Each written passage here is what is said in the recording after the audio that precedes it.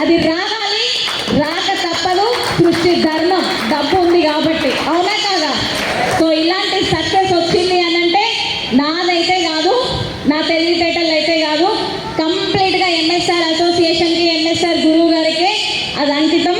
ఎందుకు అనంటే గురువు గారు నేర్పించిన బాటలో వెళ్తున్నాం కాబట్టి ఈరోజు ఆర్డినరీ పర్సన్ కాస్త ఎక్స్ట్రాడినరీ పర్సన్గా నిలబడడం జరిగింది మీ ముందు.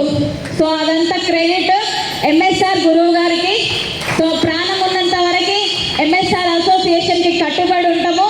సో మా డిసెంబర్ గోల్ వచ్చేసి 5 లక్షలు.